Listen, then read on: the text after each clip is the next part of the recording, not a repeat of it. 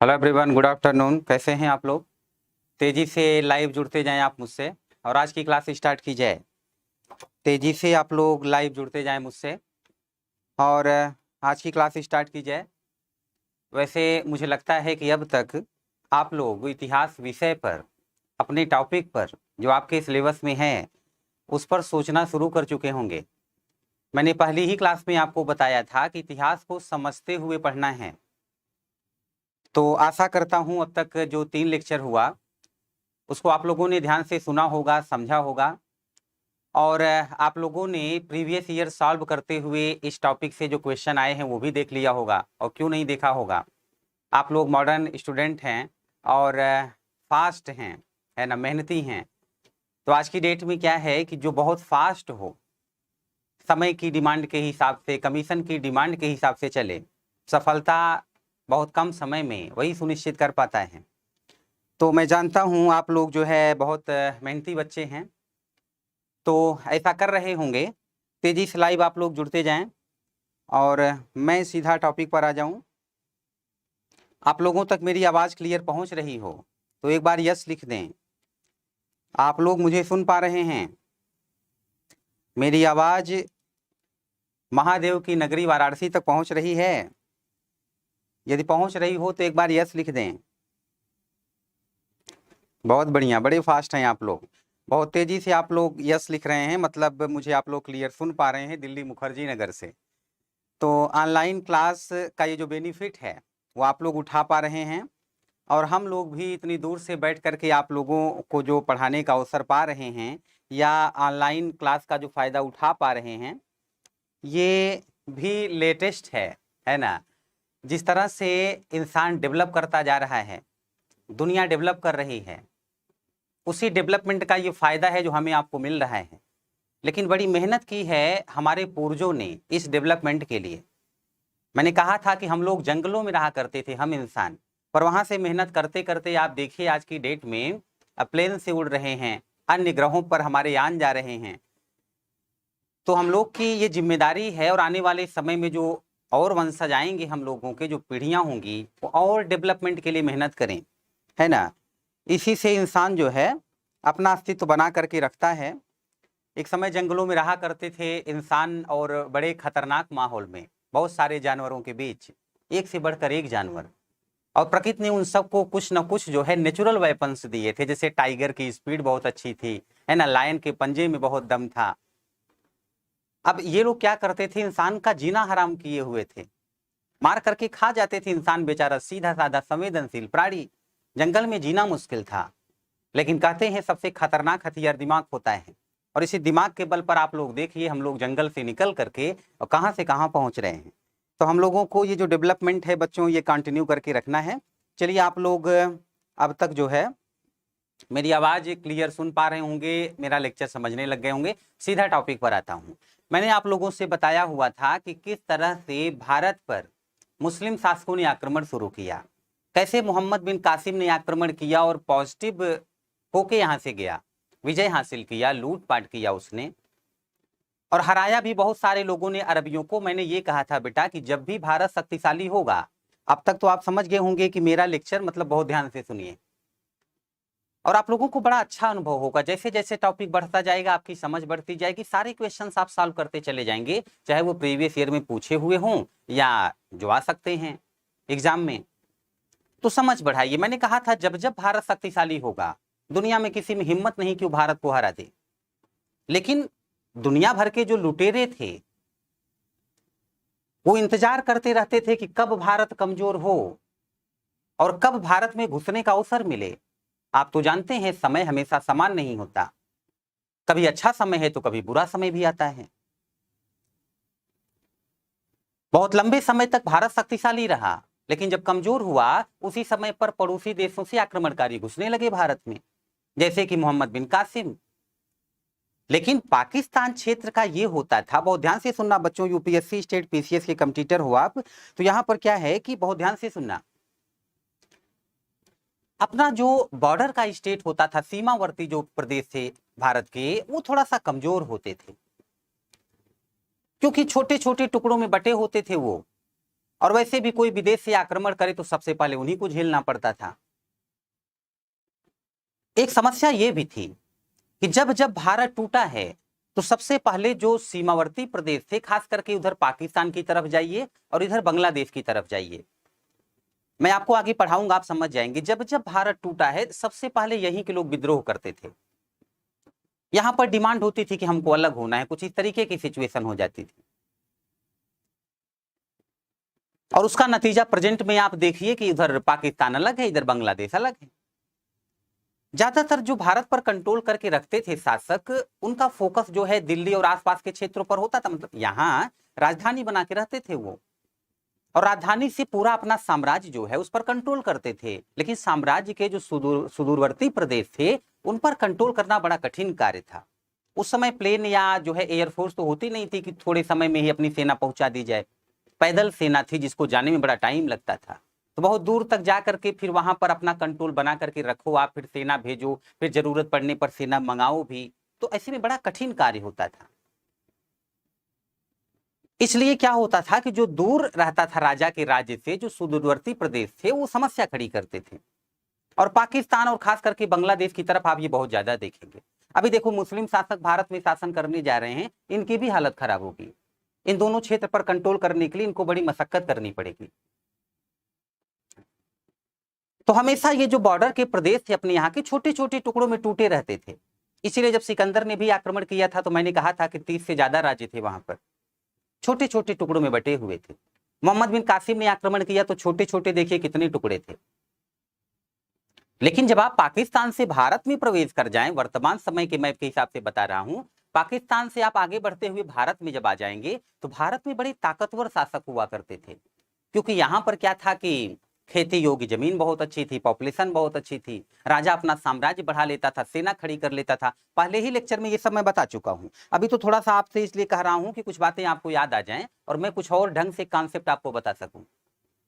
तो यहां पर क्या है कि अब जब अरबों ने पाकिस्तान क्षेत्र पर आक्रमण किया, उस समय तो चलो ठीक है, वहां उन्होंने विजय हासिल की। लेकिन जैसे ही वो भारत में घुसने का प्रयास किए, बहुत सारे शासकों ने बहुत बुरी तरीके से उनको कई बार हराया। मैंने कहा था गुर्जर प्रतिहार लोगों ने उनको बुरी तरीके से हराया, बहुत सारे शासकों ने हराया। पर अफसोस की बात, क्योंकि मध्यकालीन इतिहास मुस्लिम शासकों पर ही केंद्रित है, ऐसे में भारत के जो बहादुर शासक थे उनके बारे में ज्यादा किताबों में लिखा नहीं जाता, तो आपसे एग्जाम में पूछा भी नहीं जाता। बुक्स में लिखा ही नहीं गया है, कमीशन की डिमांड ही नहीं है कि उस पर कोई क्वेश्चन आपसे जो है पूछा जाए, ऐसी कोई डिमांड ही नहीं, तो आपको पढ़ना भी नहीं है उसे डिटेल से। मैं कुछ बातें बताता चलूंगा। तो ऐसे में क्या हुआ कि फिर भारत जो है शक्तिशाली रहा। गुर्जर प्रतिहार लोग बड़े शक्तिशाली थे, धीरे धीरे करके बहुत सारे लोगों ने अरबियों को हराया।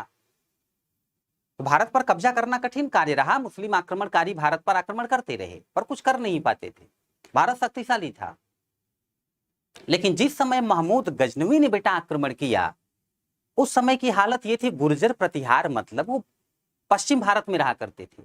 और पश्चिम भारत का मतलब ये है कि देखो पाकिस्तान बगल में, अब ऐसे देखो आप, मैं आपको मैप से दिखाता हूं, ये देखिए पश्चिम भारत का मतलब ये है कि अगर इस तरफ कोई शासन कर रहा है तो पाकिस्तान इधर हो गया। अगर पाकिस्तान से आप भारत में घुसने का प्रयास करोगे तो आपको रोक दिया जाएगा। तो गुर्जर प्रतिहार जब तक थे तब तक बड़े शक्तिशाली हैं, तो अरबियों की कुछ खास चली नहीं भारत में। लेकिन जब गुर्जर प्रतिहार लोग कमजोर पड़ गए 200-250 साल बाद, उसी समय महमूद गजनवी ने आक्रमण किया। और महमूद गजनवी के सामने जो गुर्जर प्रतिहार शासक पड़ा था राज्यपाल, वो तो डर करके भाग गया, लड़ा ही नहीं। तो महमूद गजनवी को इस बात का फायदा मिला। अब महमूद गजनवी चला गया। पाकिस्तान के कुछ क्षेत्र में गजनवी और उसके वंशजों का शासन था। लेकिन क्या हुआ कि जो भारत में ताकतवर शासक थे वो अपनी ताकत और बढ़ाते रहते थे। कभी कमजोर अगर कोई शासक हुआ तो कोई दूसरा शासक उसको हरा करके अपने वंश की स्थापना कर लेता था, एक नया वंश आ जाता था। तो एक समय ऐसा आया कि देखिए राजस्थान और दिल्ली के आसपास के क्षेत्रों में पृथ्वीराज चौहान का शासन हो गया। तो फिर इन प्रदेशों पर कब्जा करना कठिन कार्य है। थोड़े समय बाद क्या हुआ कि जब पृथ्वीराज चौहान शक्तिशाली थे तब मोहम्मद गोरी अटैक कर रहा था। मैंने कहा था कि यदि पृथ्वीराज चौहान पूरे भारत के नहीं सिर्फ उत्तर भारत के शासक होते तो दुनिया की कोई शक्ति इनको पराजित नहीं कर पाती। खैर पराजित तो मोहम्मद गोरी भी नहीं कर पाता, 17 बार तो प्रयास किया था, जबकि पृथ्वीराज चौहान राजस्थान और दिल्ली मतलब कुछ या छोटे से क्षेत्र के शासक थे। लेकिन जयचंद की गद्दारी से चौहान हार गए। मैं बार बार बोलता हूं, हमें तो अपनों ने ही लूटा, गैरों में कहां दम था। अब सीधा टॉपिक पर आता हूं। तो जब पृथ्वीराज चौहान हारे, तो पृथ्वीराज चौहान के हारने के बाद मोहम्मद गोरी ने तेजी से भारत के बड़े प्रदेश पर कब्जा कर लिया, भारत के बड़े क्षेत्र पर कब्जा कर लिया। चलो मोहम्मद गोरी मर गया, लेकिन मोहम्मद गोरी के बाद उसका एक गुलाम था जिसने भारत में रहकर भारत पर कंट्रोल करने का सोचा। अब वो कैसे कंट्रोल करेगा ये मैं अभी आप लोगों को समझा देता हूं। लेकिन अब जो व्यक्ति भारत पर कंट्रोल करने जा रहा है, जो व्यक्ति भारत पर कंट्रोल करने जा रहा है, अच्छा देखो जो बोर्ड पे दिख रहा है बेटा, उसको देख करके डायरेक्ट मत लिखना आप, कुछ इसमें गलतियां होंगी। मैं हम लोग कितना भी अच्छा मैटर दे दें, पर जो टाइप करते हैं कुछ न कुछ गलतियां कर देते हैं, तो बार बार उसको चेक करवाने का अवसर हम लोग के पास भी नहीं रहता, मौका, समय ही नहीं रहता बेटा, समय ही नहीं रहता। तो कुछ जहां फॉल्ट होगी मैं उसको संशोधित करूंगा, डायरेक्ट मत लिखना। जो मैं पॉइंट बोलता जाऊं आप लोग नोट करते जाना। तो अब जो शासन करने जा रहा है वो कुतुबुद्दीन ऐबक है, कुतुबुद्दीन ऐबक का शासन है। लेकिन यहां से एक बात क्लियर समझ लो आप, कुतुबुद्दीन ऐबक से मैं आप लोगों को अब पढ़ाने जा रहा हूं सल्तनत काल। आप नोट कर सकते हैं सल्तनत काल, मैं आप लोगों को पढ़ाने चल रहा हूं, नोट कर लीजिए सल्तनत काल। सल्तनत काल आप लोग पढ़ेंगे, और सल्तनत काल का समय है 1206 ईस्वी से लेकर के 1526 ईस्वी तक। लास्ट क्लास में मैंने चर्चा किया था 1206 ईस्वी से 1526 ईस्वी तक ये सल्तनत काल है, ये सल्तनत काल है। आप सल्तनत काल नोट कर लेंगे। और एक बात यहां पर अब और ध्यान से समझिए, सल्तनत काल में कई सारे वंश शासन करेंगे, गुलाम वंश, खिलजी वंश, ये गुलाम वंश, बलबत, ये खिलजी वंश, तुगलक वंश, सैयद वंश, लोधी वंश, बहुत सारे। आप इस बात पर फोकस मत करिए क्या गुलाम वंश था, कौन सा वंश था, आप सोचना छोड़िए। मैं जैसे जैसे समझाता जाऊंगा सब क्लियर होता चला जाएगा। गुलाम वंश तो अभी दिमाग से निकाल दीजिए, और तब दिमाग में आप रखिएगा या याद करिएगा जब मैं आपसे कहूं। अभी आप गुलाम वंश से भूल जाइए। जैसे खिलजी लोगों को खिलजी वंश का कहा जाता था, तुगलक लोगों को तुगलक वंश का कहा जाता था, ऐसे ही अब सल्तनत काल में सबसे पहले जो व्यक्ति शासन करने जा रहा है वो है कुतुबुद्दीन ऐबक। ये है कुतुबुद्दीन ऐबक, कुतुबुद्दीन ऐबक। तो इस वंश को बेटा कहा जाता है, कुतुबुद्दीन वंश तो नहीं कहा जाता, कुतुबुद्दीन का वंश है ये। इसे आप लोग कहेंगे, मैं यहां से कट कर रहा हूं, ये है कुतुबी वंश, ये है कुतुबी वंश, ये कुतुबी वंश है। और कुतुबी वंश जो है ये 1206 से लेकर के 1210 ईस्वी तक था। 4 साल तक कुतुबी वंश ने शासन किया है भारत में। और कुतुबी वंश का जो संस्थापक था उसका नाम हुआ करता था कुतुबुद्दीन ऐबक। वैसे तो कुतुबुद्दीन ऐबक बड़ा शक्तिशाली था, पर इसके साथ एक छोटी सी प्रॉब्लम थी जिसको मैं यहां पर डिस्कस कर रहा हूं। इसके साथ एक छोटी सी प्रॉब्लम थी कुतुबुद्दीन ऐबक के साथ। इसको थोड़ा सा ध्यान से समझिए आप कि प्रॉब्लम इसके साथ क्या थी। देखिए मैंने आपको लास्ट लेक्चर में बताया हुआ था, लास्ट लेक्चर में मैंने आप लोगों से कहा था कि कुतुबुद्दीन ऐबक तो था ही गोरी का गुलाम, साथ ही साथ गोरी के कुछ गुलाम और थे। और जो गोरी के गुलाम हुआ करते थे उसमें से एक का नाम था एल्दीज, एक का नाम था एल्दीज। और मैंने आप लोगों से कहा था कि एल्दीज नाम का व्यक्ति अफगानिस्तान में बैठा गोरी के मरने के बाद। दूसरा हुआ करता था कुआचा, और कुआचा नाम का व्यक्ति जो है ये सिंध में बैठा, ये जो है सिंध में बैठा। और ऐबक नाम का यह जो व्यक्ति है, अभी आप मत नोट करें, थोड़ी देर बाद करिएगा। ऐबक नाम का व्यक्ति जो है ये इंडिया पर शासन, ये इंडिया पर कंट्रोल करने के लिए बैठा हुआ है। तो 3 लोग हैं। अब मैं आप लोगों से जानना चाहता हूं, कमेंट करके बताइएगा कि गोरी के 3 गुलाम एल्दीज, कुआचा, ऐबक, एक अफगानिस्तान में है, एक सिंध में है, एक भारत में है। गोरी के बाद यही 3 लोग हैं जिन्होंने गोरी द्वारा विजित क्षेत्रों पर शासन किया। मैं आपसे जानना चाहता हूं इसमें से कौन ऐसा है जिसको ये लग सकता है कि गोरी के मरने के बाद जो गोरी की पावर है वो मुझे यूज करनी चाहिए, या जो गोरी के द्वारा जीता गया क्षेत्र है वो मेरा होना चाहिए, मेरे कंट्रोल में होना चाहिए। ऐसा तीनों में से कौन सोच सकता है? किसके द्वारा ये सोचे जाने की संभावना सबसे ज्यादा है? आप लोग कमेंट करके बताएं किसके द्वारा सोचे जाने की संभावना जो है सबसे ज्यादा है।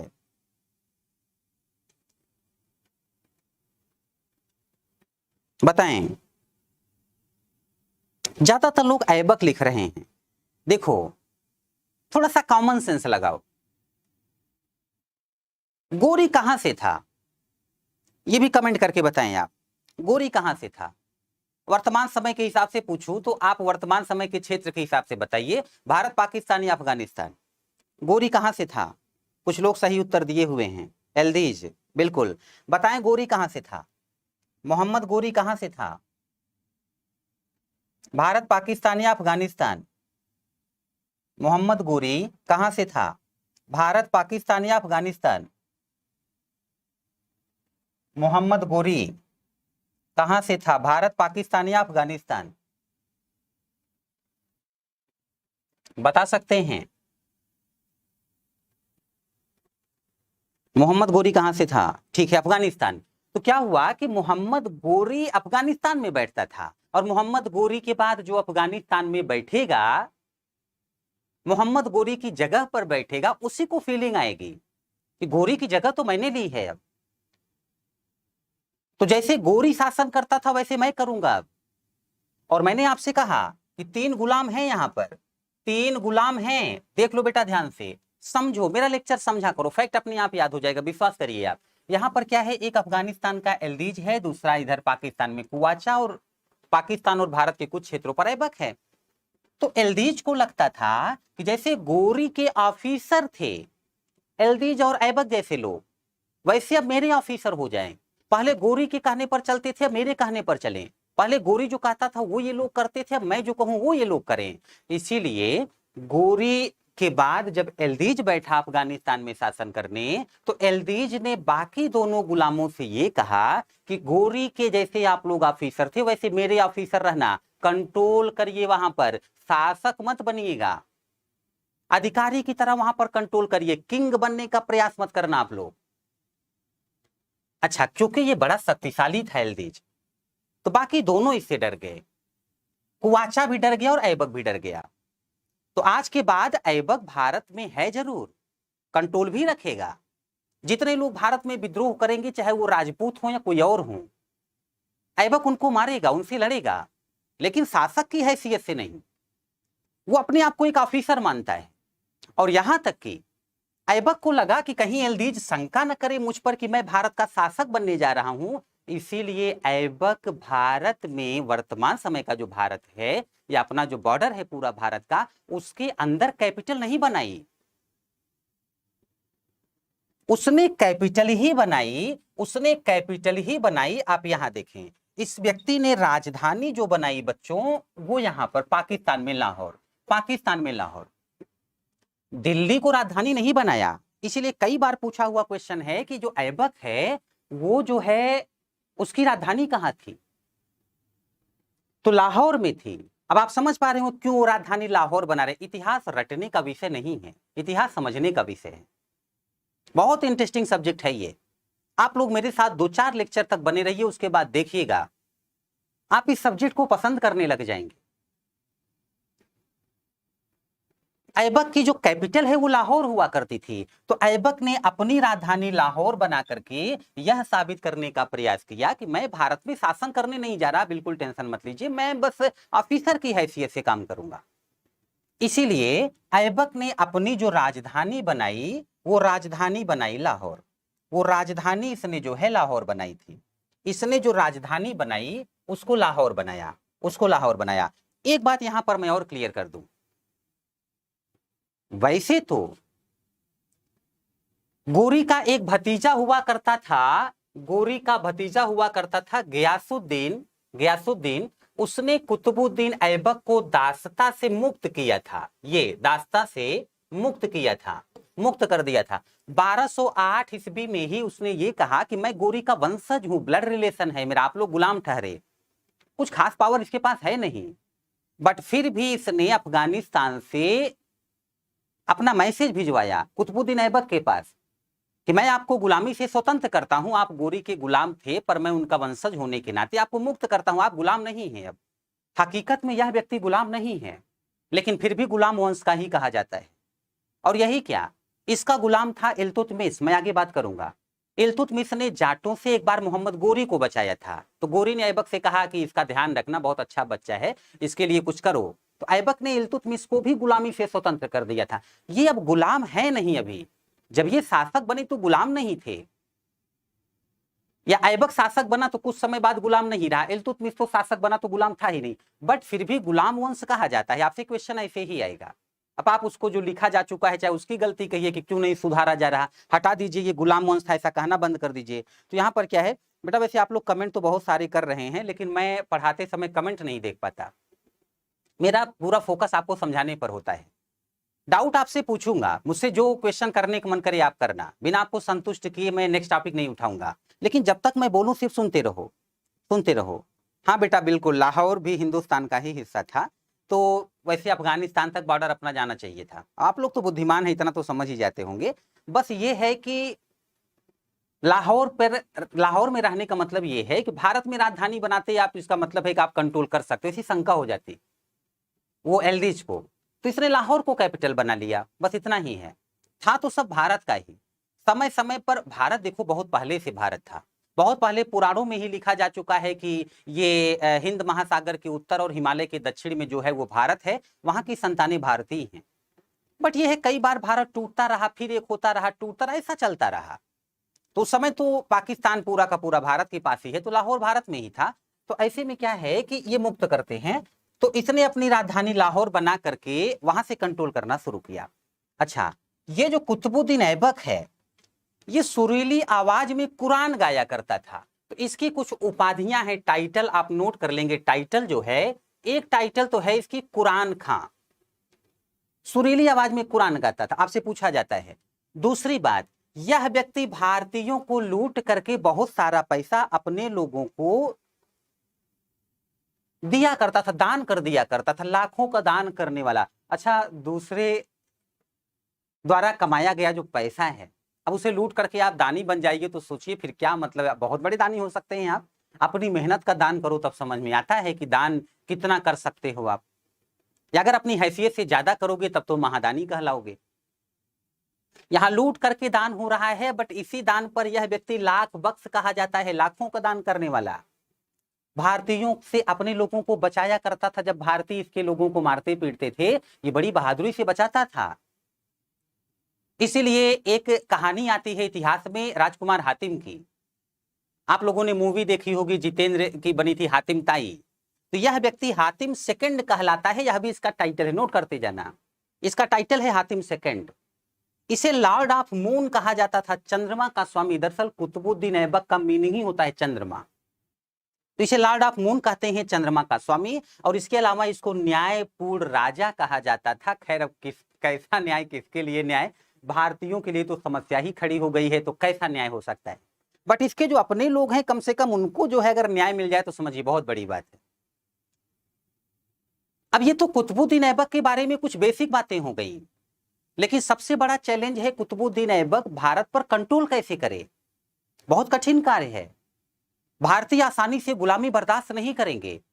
वो भी राजस्थान और दिल्ली के आसपास के क्षेत्र के जो लोग हैं, जो सबसे पहले जो है विदेशी आक्रमणकारियों का सामना करते थे, ये बहादुर थे, डरते नहीं थे, जल्दी पीछे नहीं हटते थे, लड़ना पड़ा तो लड़ते रहेंगे सैकड़ों साल तक। ऐसे में कुतुबुद्दीन ऐबक का ठहरना यहां पर मुश्किल हो जाएगा, और यह आज के बाद साबित करना चाहेगा कि मेरे द्वारा जीता गया क्षेत्र है ये, या गोरी के द्वारा जीता गया जो क्षेत्र है वो मेरा है, इसे कोई स्वतंत्र नहीं करा सकता, अपने कब्जे का दावा करेगा ये। मैं आपको एक छोटा सा एग्जांपल दूं, समझिएगा। जैसे कोई, आप ही समझिए, आप एक बस में बैठ करके यात्रा कर रहे हैं, घंटों का सफर है, 2-3 घंटे बाद बस किसी रेस्टोरेंट पर रुके, आप अपनी सीट छोड़कर नीचे उतरे, बट सीट पर एक रुमाल रख करके उतरे कि वापस आने के बाद कह सके कोई और बैठना चाहे तो भाई साहब मेरी सीट है ये। अच्छा, कहीं पर रुमाल रखी है तो दूसरा व्यक्ति उसको समझ जाता है वो दूसरे की सीट है, लेकिन कई लोग बड़े टैलेंटेड होते हैं, वो उसी सीट पर बैठ जाएंगे। रुमाल रखा हुआ व्यक्ति वापस आकर कहेगा भाई साहब मैंने यहाँ रुमाल रखी थी, सीट मेरी है, तो अगला बोलेगा भाई साहब आप पूरे बस के ऊपर ले जाके रुमाल रख दो तो बस आपकी हो गई, क्या मजाक कर रहे हो आप, मैं यहीं बैठूंगा। तो कई बार इससे लड़ाई भी हो जाती है। लेकिन इतना तो सिद्ध है, जिसने रुमाल रखी उसका दावा उस सीट पर होता है, बस ऐसे समझो आज के बाद कुतुबुद्दीन ऐबक ने भी भारत में कई जगह पर अपनी रूमाल रख दी। मैं एक छोटा सा बस उदाहरण ले रहा हूं, अब सीधा पॉइंट पर आता हूं, कहना क्या चाहता हूं मैं। आज के बाद कुतुबुद्दीन ऐबक ने भारत में कई जगह पर मंदिरों को तोड़ करके मस्जिद बनवा दी, और एक बार मस्जिद बनवा दी तो जाहिर सी बात है कि जहां जहां अपने कंट्रोल में एरिया वो करता जाएगा या अपने कंट्रोल में जो एरिया रखेगा और वहां पर मस्जिद बनवाया हुआ है तो उसकी दावेदारी सिद्ध हो गई। अब देखिए, बाबरी मस्जिद को आज तक बाबरी मस्जिद ही कहा जाता था, टूटी उससे पहले भी और टूटने के बाद भी उसी नाम से जाना जाता है, बाबर के सेनापति ने बनवाई थी। तो आज के बाद अब जो दावा है वो कुतुबुद्दीन ऐबक का होगा, और कुतुबुद्दीन ऐबक ने ही ऐसे ही कुछ कार्य किए हैं। बस ये समझो, भारत पर कंट्रोल करके रहने का ये एक तरीका है अपना इनका, इससे इनका धर्म का प्रसार भी होता था। तो इसने क्या किया, इसका जो निर्माण कार्य है, नोट कर लेंगे आप, इसका जो बच्चों निर्माण कार्य है, ये एक तो है 2.5 दिन का झोपड़ा मस्जिद, ये अजमेर में है। मैंने आप लोगों से कहा था कि इस पर हरिकेली नाटक लिखा हुआ है, संस्कृत में हरिकेली नाटक लिखा हुआ है, और हरिकेली नाटक लिखने का जो श्रेय है वो विग्रहराज चतुर्थ को है, अथवा इन्हीं को बिसलदेव कहा करते थे, बिसलदेव को है, बिसलदेव को। ये इस पर संस्कृत में नाटक लिखते हैं। इसकी लैंग्वेज बेटा संस्कृत है, इसकी लैंग्वेज जो है ये संस्कृत है, लैंग्वेज संस्कृत है ना। काफी देर से बोल रहा हूं मैं, कोई समस्या तो नहीं आ रही बच्चों? सुनते जाइए। देखो, जो मैं कॉन्सेप्ट बताता हूं, जब मेरा लेक्चर समाप्त होने लग जाएगा तभी आप लोग सब कुछ क्लियर समझ जाओगे। जैसे आप एक मूवी देखना शुरू करते हो, स्टार्टिंग में नहीं समझ पाओगे कि क्या चल रहा है, बीच तक पहुंचने पर नहीं समझ पाओगे, पर मूवी खत्म होते ही सारी सीन एकदम क्लियर हो जाती है। बस ये समझो, ऐसे ही इतिहास पढ़ाता हूं मैं। जैसे जैसे एक एक लेक्चर आगे बढ़ता जाएगा, सब कुछ आपके माइंड में क्लियर होता चला जाएगा। मैंने कहा था मैं सब कुछ कनेक्ट करके पढ़ाता हूँ, मेरा ऐसा नहीं कोई ये टॉपिक फिर वो टॉपिक आ गया, सब कुछ लिंक होगा एक दूसरे से और सब कुछ आपके माइंड में सेट हो जाएगा। कोई समस्या तो नहीं आ रही? सभी लोग मेरी बात सुन और समझ पा रहे हैं? ठीक है, आप लोग बड़े फास्ट हैं, पहले ही आंसर आ गया कि कोई समस्या नहीं है। बहुत अच्छा बच्चों, पढ़ते रहो। आप लोग की मेहनत देखकर मेरा भी उत्साह बढ़ जाता है। तो यहाँ पर क्या है कि इसने एक तो अजमेर में मस्जिद बनवा दी। मैंने कहा था ये संस्कृत कॉलेज था और कभी जैनों का यहाँ पर विद्यालय भी हुआ करता था। अब ये भी पूछा जाता है, नोट कर लेना, सारा जो मेहनत का कार्य है वो टीचर पर ही मत छोड़ो, आपको भी साथ में वर्क करना पड़ेगा। हम लोग दिन भर में कई घंटे पढ़ाने वाले लोग हैं, फिर भी आपको पूरा एनर्जेटिक होकर के पढ़ाते हैं। तो आप लोग को भी हम लोग की मेहनत को समझते हुए, जो कुछ बोले अपने काम का समझते हुए नोट करते जाना है और बार बार उसको रिवाइज भी करना है। तो यहाँ पर क्या है कि अच्छा, दूसरा इसने क्या किया, ये कुव्वत उल इस्लाम मस्जिद बनवाया। कुव्वत उल, ये बेटा कुव्वत है, कुव्वत उल इस्लाम मस्जिद। देखो मैं यहाँ जहां पर थोड़ा भी फॉल्ट है उसका करेक्शन कर दे रहा हूं, आप लोग ऐसे नोट करिएगा। कुव्वत उल इस्लाम मस्जिद जो है ये बेटा दिल्ली में है, ये दिल्ली में है कुव्वत उल इस्लाम मस्जिद। अच्छा, तीसरा इसने कुतुब मीनार बनवाया। अब यह कुतुब मीनार कहाँ है, तो ये भी दिल्ली में है। बड़ा अच्छा प्रश्न बनता है यहाँ से। कुतुब मीनार के साथ छोटी सी कहानी जुड़ी हुई है, मैं यहाँ पर आपको बता दूं।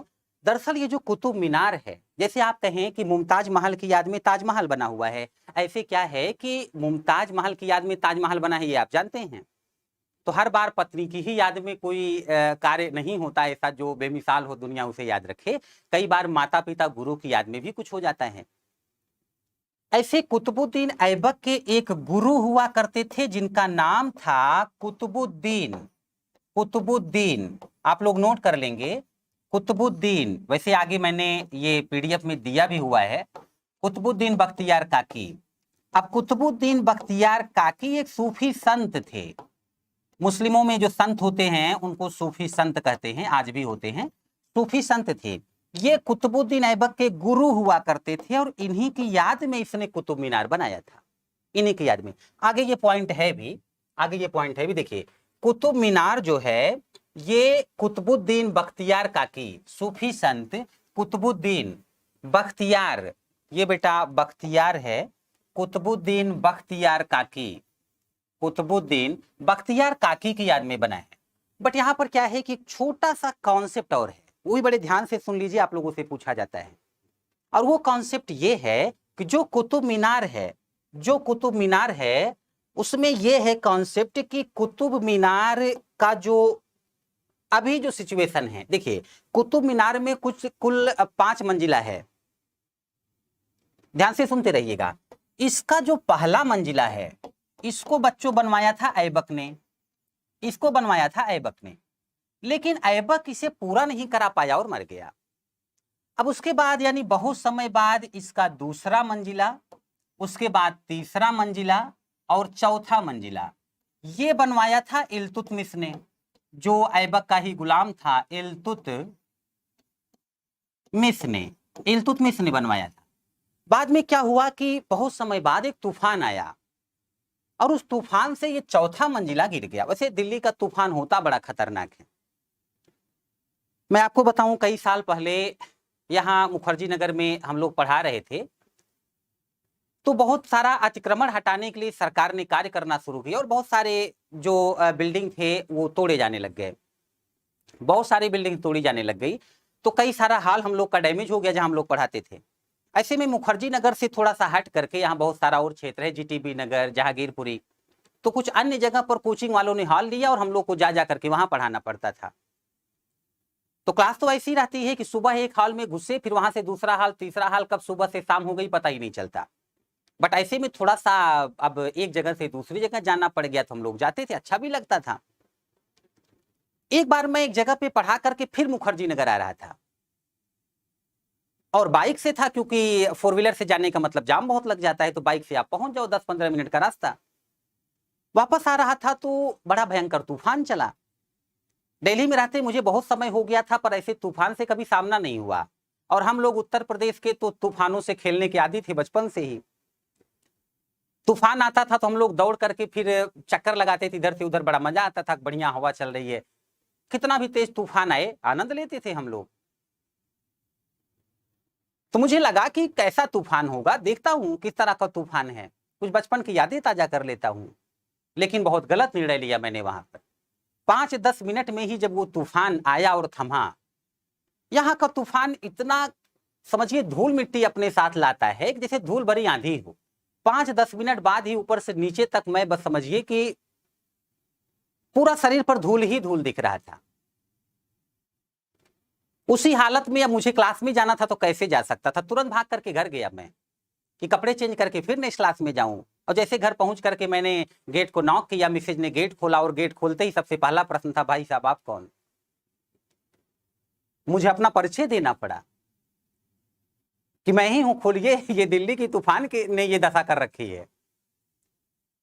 तो आप समझ सकते हैं कि बड़ा भयंकर तूफान आता था। तो चौथा मंजिला यहाँ पर बच्चों टूट गया और अब चौथे मंजिले का मेंटेनेंस करवा के 5वां मंजिला जो है ये बनाया बहुत समय बाद एक व्यक्ति था, मैं आगे चर्चा करूंगा, फिरोज शाह तुगलक ने। इसको फिरोज शाह तुगलक ने बनवाया था। तो अब आपसे पूछा जाए कि कुतुब मीनार किसने बनवाई, तो ऐबक ने। किसने कंप्लीट करवाई, तो इल्तुतमिश ने। किसने फाइनली कंप्लीट कराई, अंतिम रूप से किसने पूर्ण करवाया हुआ है, जैसे आज का कुतुब मीनार बना हुआ है, तब आप कहेंगे फिरोज शाह तुगलक। अब इस पॉइंट को आपको नोट करना है, अब इस पॉइंट को आपको नोट करना है। देखिए कुतुब मीनार का जो पहला मंजिला है, कुतुब मीनार का पहला मंजिला है, अभी मैं कॉन्सेप्ट पर ज्यादा नहीं आ पाया हूं, कुछ बेसिक बातें बता रहा हूं, अभी कॉन्सेप्ट पे आने वाला हूं मैं। तो यहां पर क्या है कि कुतुब मीनार का पहला मंजिला कुतुबुद्दीन ऐबक ने बनवाया था, है ना। दूसरा, तीसरा, चौथा मंजिला इल्तुतमिश ने बनवाया। इतनी बात क्लियर है। उसके बाद जब चौथा मंजिला टूटा तो चौथा का पुनर्निर्माण और साथ ही 5वां, ये बेटा 5वां है, 5वां मंजिला फिरोज शाह तुगलक ने बनवाया। उम्मीद करता हूं अब आप लोग यहां से गलती नहीं करेंगे, यहां से गलती नहीं करेंगे। तो ऐसे में क्या है कि कुतुबुद्दीन ऐबक जो है उसने ये सारा कार्य किया। अच्छा, जैसे मैंने आपको बताया था कि गजनवी के दरबार में कई विद्वान रहते थे, ऐसे ऐबक के दरबार में भी 2 विद्वान रहते थे, एक हसन निजामी है, एक फख्र ए मुदब्बिर है। तो आप लोग नोट कर लेंगे, कुतुबुद्दीन ऐबक के दरबार में हसन निजामी और फख्र ए मुदब्बिर रहते थे। ये 2 बहुत बड़े विद्वान हैं उस समय के। और इसमें अक्सर आपके एग्जाम में पूछ लिया जाएगा ये बुक किसने लिखी। तो जैसे हसन निजामी की बच्चों एक बुक है और उस बुक का नाम है ताजुल ए मासिर, तो हसन निजामी ने ताजुल ए मासिर लिखा। ताजुल मासिर नाम की पुस्तक लिखी। यह पॉइंट भी आप लोगों से पूछा जाता है। तो चलो बहुत बेसिक सी बात थी, अपने कॉन्सेप्ट पर आता हूं मैं। ये तो बहुत बेसिक सी बात है कि कुतुबुद्दीन ऐबक भारत के जो गोरी द्वारा विजित क्षेत्र थे उस पर कंट्रोल किया, तो कंट्रोल करता रहा जब तक वो जीवित था। लेकिन कितने दिन जीता? कोई अमर होके तो आता नहीं धरती पर। और वैसे भी मैं आपको बता चुका हूं कि भारत के लोग जब किसी का कुछ नहीं बिगाड़ पाते बाई चांस, तो उसे बद्दुआ देते, और बद्दुआओं में बड़ा असर होता था। ये पहले भी था, आज भी है। भारतीयों का विश्वास था ऊपर वाले के घर में देर है अंधेर नहीं है। सोचिए कुतुबुद्दीन ऐबक को कितनी बद्दुआ मिली होगी कि बचपन से घोड़े पर बैठ करके खेलने वाला, जिंदगी भर घोड़े पर बैठ करके लड़ने वाला यह व्यक्ति सैकड़ों बार घोड़े से गिरा होगा, कुछ नहीं हुआ। लास्ट टाइम में लाहौर में यह व्यक्ति लाहौर में चौगान अथवा पोलो खेलते हुए घोड़े से गिरकर मर गया। हिंदुस्तानी मन ही मन मुस्कुरा रहे होंगे कि बेटा देर हो रही थी, पर अंधेर नहीं हो सकती थी। आप सोच करके देखिए, ऐसी ही घटनाओं को चमत्कार से जोड़ा जाता था। एक गोताखोर यहां गर्दन तक की पानी में डूब के मर जाए तो आपको भी लग जाएगा नहीं नहीं बात सीधी नहीं है, ये जरूर इसको ऊपर वाले ने कोई दंड दिया। ऐसा कैसे हो सकता है? गर्दन भर पानी में तो सामान्य इंसान नहीं डूबता, वो तो गोताखोर था। घोड़े से गिरकर यह व्यक्ति मरा है खेल खेल में। इसी को भारतीय कहते थे कि बेटा जब ऊपर वाले की लाठी चलती है तो आवाज भी नहीं होती।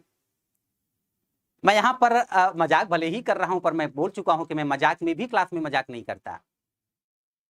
ऐसा नेचर था भारतीयों का। बहुतों को सुकून मिला होगा। तो 1210 ईस्वी में कुतुबुद्दीन ऐबक की जो मृत्यु वो चौगान अथवा पोलो खेलते हुए हो गई। अब इस तरह से कुतुबुद्दीन ऐबक मरा। अब कुतुबुद्दीन ऐबक का बेटा था आराम शाह। आराम शाह जो है ऐबक के मरने के बाद 1210 में शासक बना, और 1210 में ही आराम से चल बसा। तो इसका भी चैप्टर क्लोज हो गया। भारतीय मुस्कुरा रहे थे कि बेटा हमें पता था कुछ नहीं होता ज्यादा उछलने कूदने से, वरना हम लोग नहीं उछलते कूदते। 4 साल में ही कुतुबुद्दीन ऐबक और उसके बच्चे की कहानी ही खत्म हो गई। तो सबसे पहले सल्तनत काल में 1206 से 1210 तक कुतुबुद्दीन ऐबक उसके बच्चे ने शासन किया, और जब इसका वंश समाप्त हुआ तो इसी का एक होनहार गुलाम हुआ करता था। लोगों ने उसको सुल्तान बना दिया, और उसका नाम है इल्तुतमिश। अब इल्तुतमिश जो करेगा उसी से भारत में मुस्लिम शासन स्थायी होगा।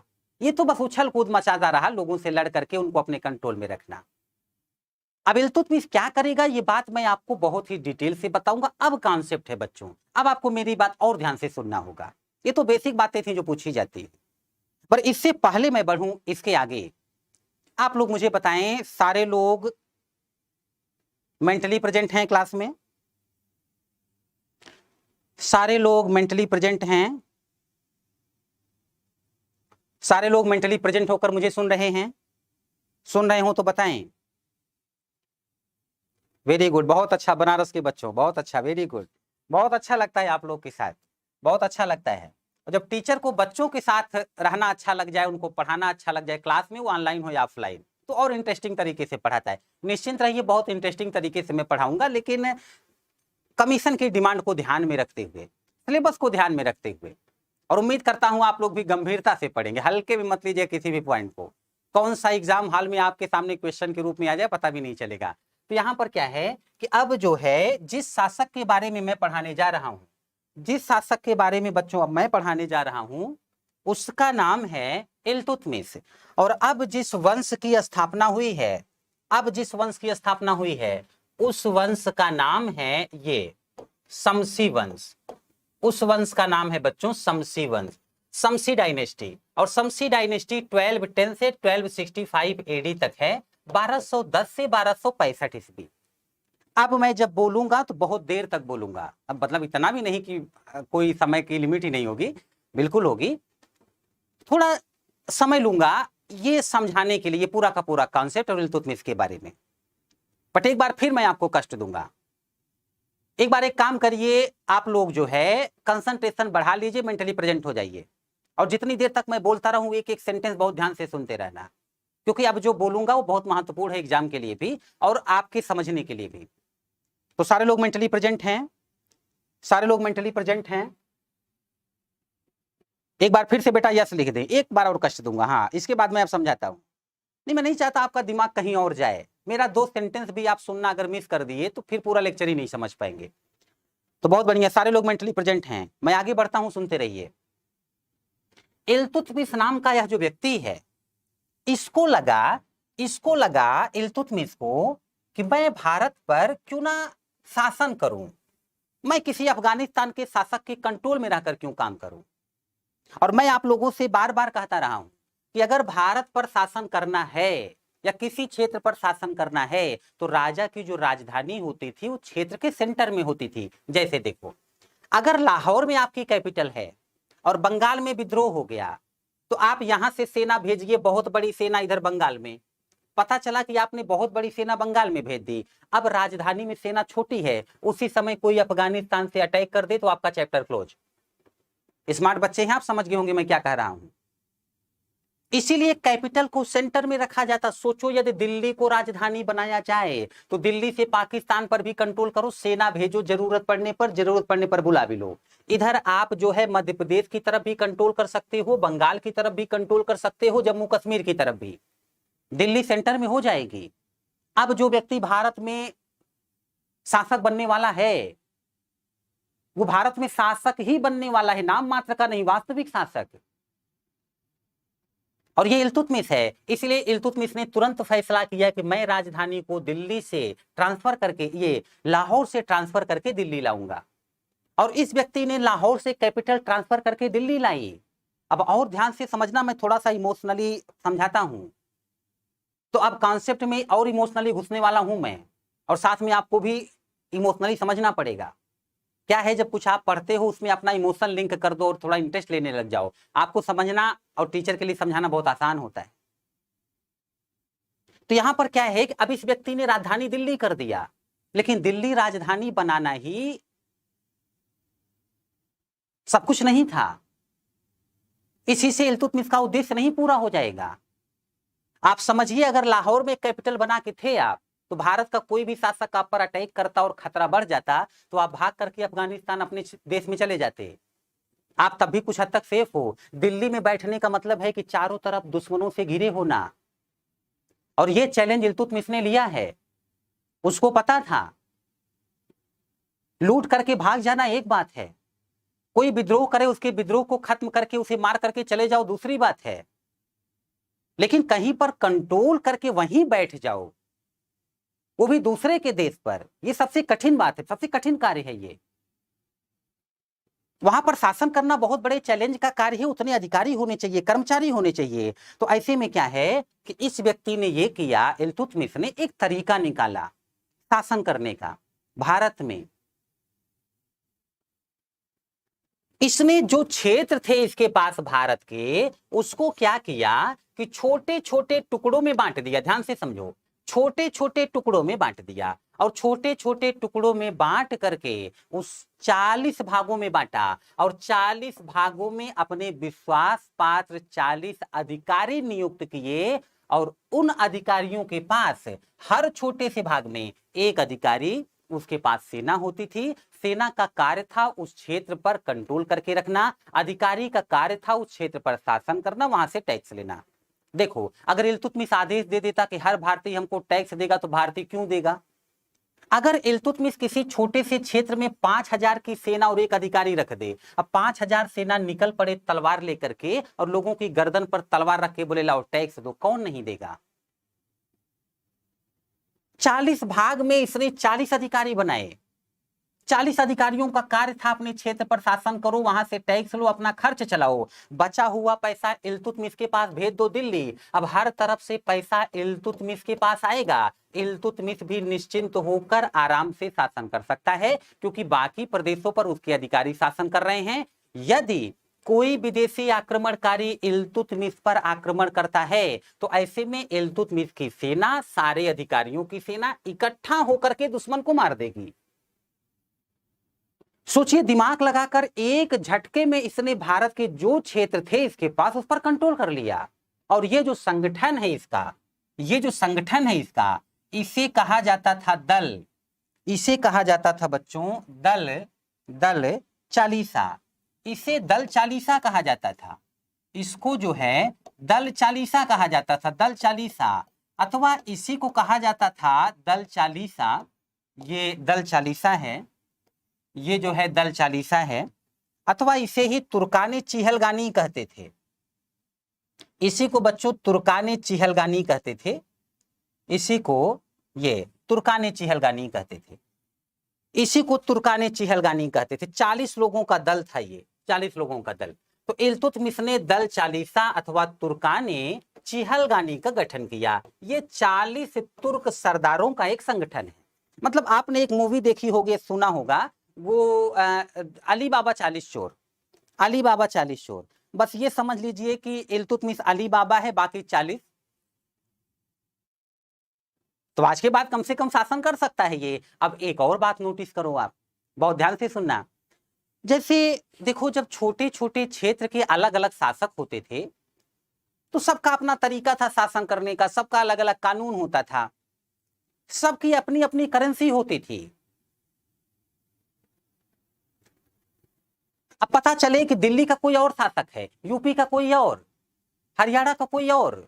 दिल्ली में रुपया चलता है, यूपी में डॉलर चलता है।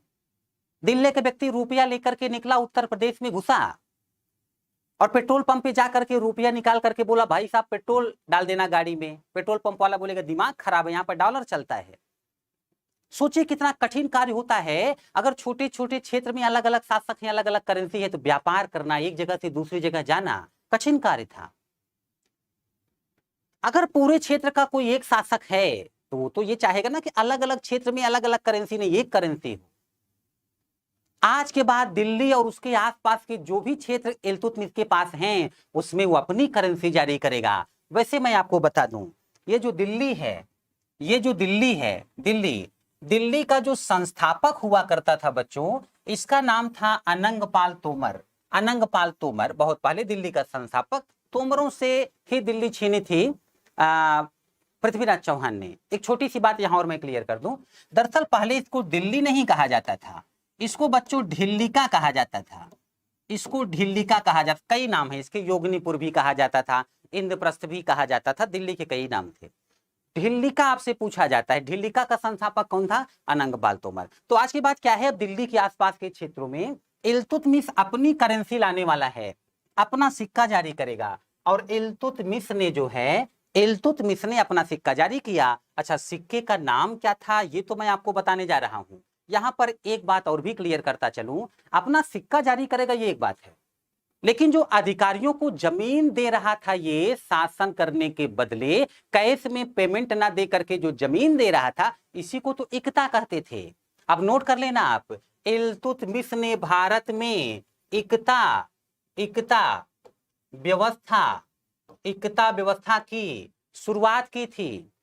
इल्तुतमिश ने भारत में इक्ता व्यवस्था की शुरुआत की थी। और लास्ट क्लास में मैंने कहा था, अगर पूछा जाए इक्ता व्यवस्था की शुरुआत पहली बार किसने की थी बच्चों, तो गोरे ने की थी। मुझे लगता है आप लोग क्लियर समझ गए होंगे। इक्ता व्यवस्था की पहली बार जिसने शुरुआत की थी उसका नाम मोहम्मद गोरी था। भारत में इक्ता व्यवस्था की शुरुआत किसने की यदि ऐसा पूछा जाए तो फिर इल्तुतमिश ने की। तो इसने इक्ता जारी किया, और जैसा कि मैंने कहा इसने सिक्के भी अपने जारी किए, जिससे यह व्यक्ति आसानी से भारत का जो क्षेत्र इसके पास था वहां पर शासन कर पाए। और इल्तुतमिश ने बच्चों 2 सिक्का जारी किया है। एक टंका था जो चांदी का था, एक जीतल था जो तांबे का था। बार बार पूछा जाता है, बार बार पूछा जाता है। सिक्का जारी किया। अब चलो शासन तो करने लग गया, लेकिन वो शासन क्या जहां पर न्याय ना हो। अगर न्याय ही नहीं है तो आप शासन स्थापित ही नहीं कर सकते। चोरी, डकैती, हत्या सब बढ़ जाएगा। इसलिए इस व्यक्ति ने न्याय स्थापित करने के लिए, ध्यान से सुनते रहो, अभी समझ जाओगे मैं जो कुछ समझाना चाह रहा हूं। न्याय व्यवस्था स्थापित करने के लिए काजी और अमीर ए दाद की नियुक्ति की इसने। न्यायिक कार्य के लिए काजी और अमीर दाद की नियुक्ति की। मतलब अपनी राजधानी दिल्ली लाया तो केंद्र में राजधानी कर लिया, चारों तरफ कंट्रोल कर सकता है। पूरे क्षेत्र को 40 छोटे छोटे टुकड़ों में बांट करके वहां अधिकारी रख दिए, वो आराम से शासन करेंगे। अब ये भी काम अच्छा कर लिया, इसकी शासन व्यवस्था स्थापित हो जाएगी अच्छे से। फिर सिक्के जारी किया अपने क्षेत्र में। अब और अच्छा है इसके शासन के लिए। उसके बाद न्याय के लिए इसने काजी और अमीर दाद की नियुक्ति की। यहां तक कि यह व्यक्ति एक महल बनवा करके, ऊपर शेर बना था, शेर के गले में घंटी लटकी हुई थी, उसमें से चैन नीचे लटकती थी, कोई भी उस घंटी को बजा करके इल्तुतमिश से आपात स्थिति में न्याय मांग सकता था। तो इसने न्याय की जंजीर बनवाई थी, चैन फॉर जस्टिस, न्याय के लिए इस व्यक्ति ने जंजीर बनवाई। तो आज के बाद इसने न्याय की बच्चों जंजीर बनवाई। तो इस तरह से इसने और बेहतरीन शासन व्यवस्था स्थापित करने का प्रयास किया। और जब यह व्यक्ति अपने आप को सेटल कर रहा था भारत में, उसी समय एक छोटी सी समस्या हो गई। अब इसको भी आप लोग थोड़ा सा समझ लो, बहुत कुछ क्लियर समझ जाओगे। थोड़ा सा समझ लो। देखो, मैंने बार बार आपसे कहा है और पहले ही बताता रहा हूं, मेंटली प्रेजेंट होकर सुनिएगा मुझे, मेंटली प्रेजेंट होकर। एल्दीज नाम का व्यक्ति अफगानिस्तान से नहीं चाहता था इल्तुतमिश भारत में शासन करे। कुआचा जो कि सिंध में बैठता है, इल्तुतमिश का सगा तो नहीं हो सकता। इल्तुतमिश जो कुछ कर रहा है, हो सकता है दोनों को बुरा लग जाए।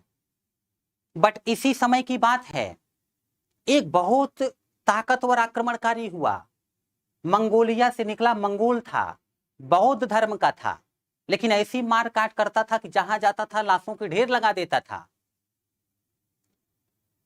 उसने उस क्षेत्र पर आक्रमण किया जहां मुस्लिम बसते थे, बहुत सारे लोगों को मारा। लेकिन बाद में उसने क्या किया, उसको लगा कि यदि मैं इस्लाम धर्म स्वीकार कर लूं तो आज मैं लड़ता हूं लूटने के लिए, सोने चांदी के लिए, हमारे पास एक धार्मिक टारगेट भी हो जाएगा कि इस्लामिक साम्राज्य खड़ा करना है। चंगेज खान नाम के उस मंगोल आक्रमणकारी ने इस्लाम धर्म स्वीकार किया और अब तलवार के बल पर बहुत सारा क्षेत्र लूटता चला गया, बहुतों को मुस्लिम बनाता चला गया। इसीलिए कहते हैं, आपसे पूछा जा सकता है, तलवार के बल पर फैला हुआ धर्म एक समय में किसे कहा जाता था? तो इस्लाम धर्म जो अभी चंगेज खान जिसका प्रसार कर रहा था। ऐसे में चंगेज खान ने बहुतों की हालत खराब कर दी।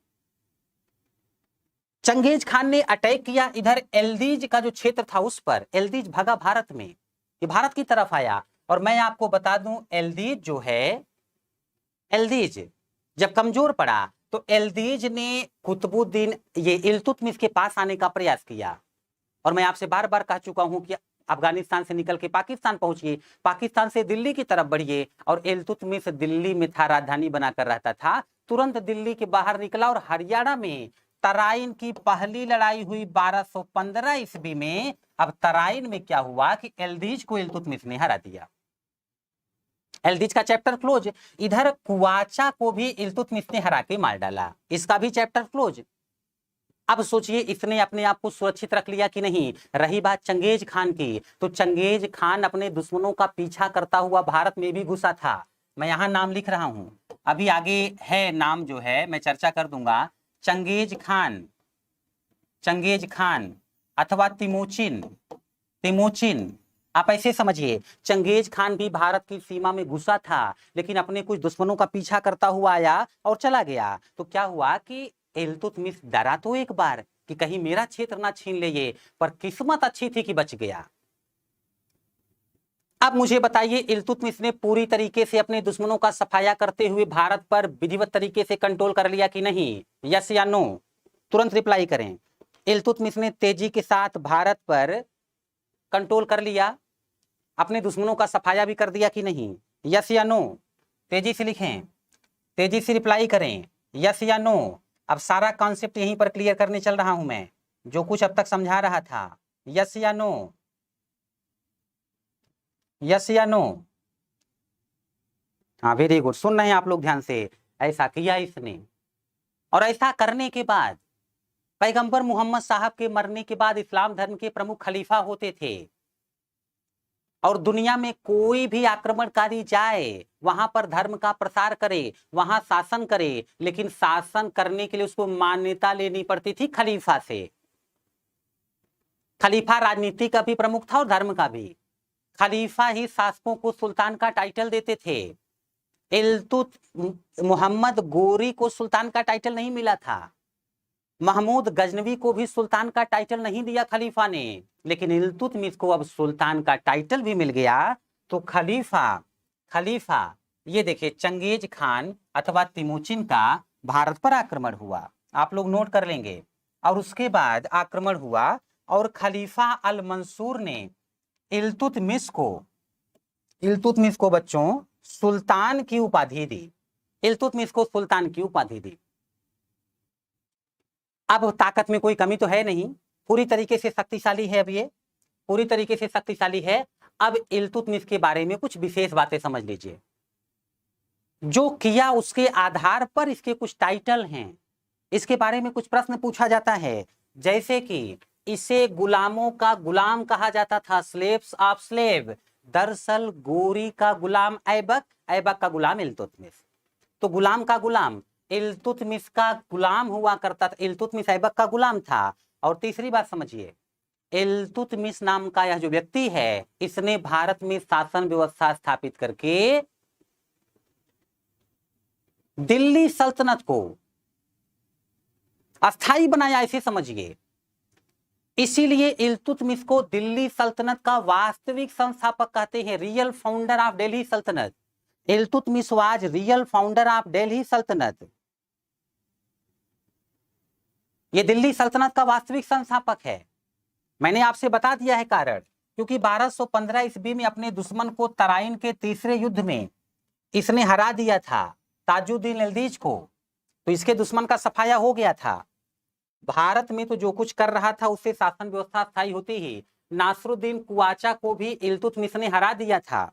नासरुद्दीन कुआचा को भी, इसको भी हरा दिया था। इल्तुतमिश के समय में अब कोई खास समस्या नहीं है, कंट्रोल अच्छे से कर चुका है।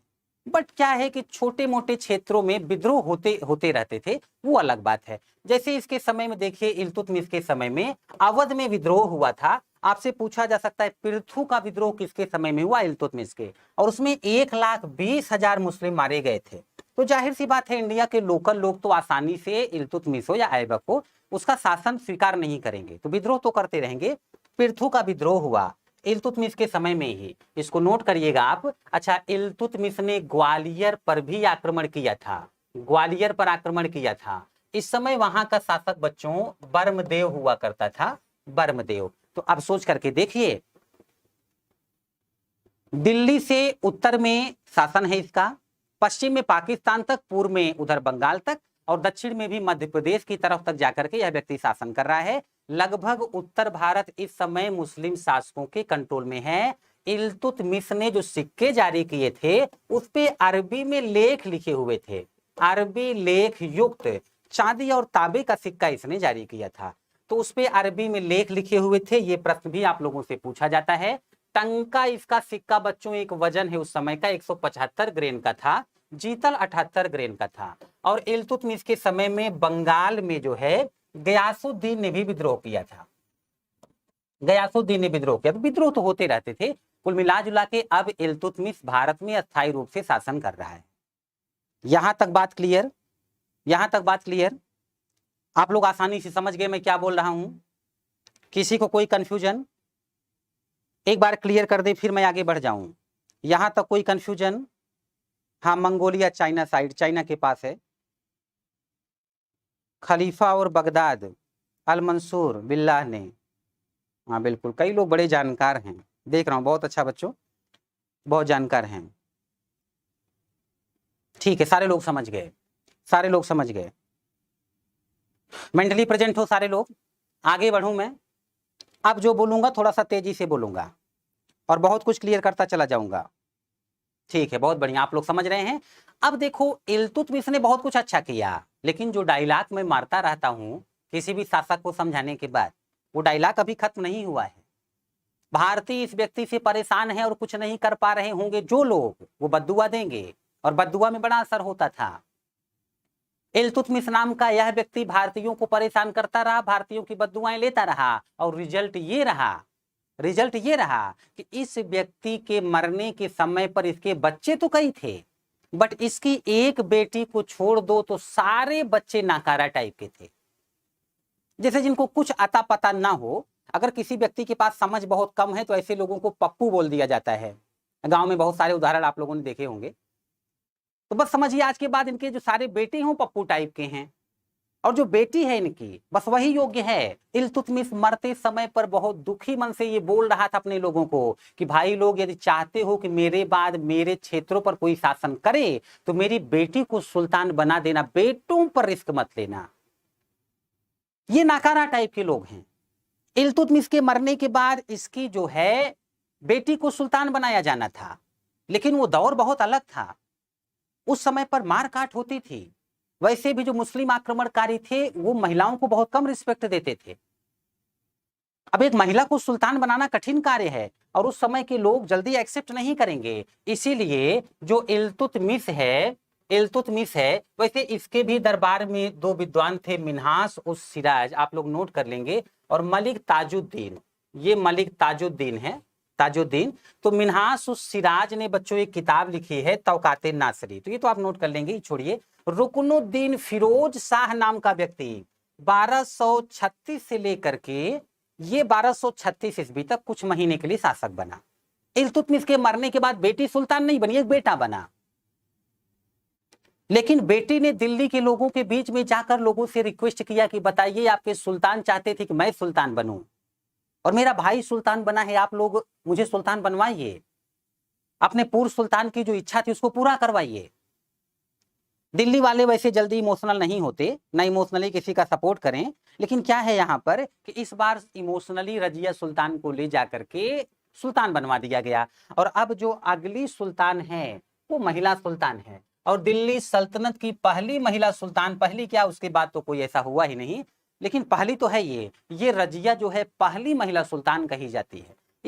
इसका टाइटल हुआ करता था उपाधि उम्दत उल निस्वा। इसके वजीर का नाम हुआ करता था निजाम उल मुल्क जुनैदी, आप लोग नोट कर लेंगे। इसका एक ऑफिसर था अमीर हाजिब ऐतगिन, और इसका एक और कर्मचारी था अमीर आखुर जमालुद्दीन याकूत। ये कुछ नाम है जो आपसे पूछे जा सकते। आज के बाद रजिया शासक है, रजिया ने शासन करना शुरू कर दिया। बेटा डाउट अभी लास्ट में पूछना जब मैं आपको वक्त दूंगा। तो यहाँ पर क्या है कि अब रजिया ने शासन करना शुरू कर दिया, पर रजिया के साथ सबसे बड़ी प्रॉब्लम यह है कि रजिया एक महिला है, वो भी ओपन माइंडेड महिला। मैं आपको बताऊं, जब ये सुल्तान बनी तो मुस्लिमों में ये माना जाता था कि पूरा शरीर ढक करके, आप बुर्का पहन करके फिर पुरुषों के बीच में आइए। उस समय की बात मैं कर रहा हूं। ऐसे में रजिया क्या है, वो ओपन माइंडेड महिला थी, पुरुषों की पोशाक पहन करके और ऐसे तलवार लेकर के पूरे एटीट्यूड के साथ दरबार में आकर के लोगों से कहती थी, हाँ बताओ क्या चल रहा था।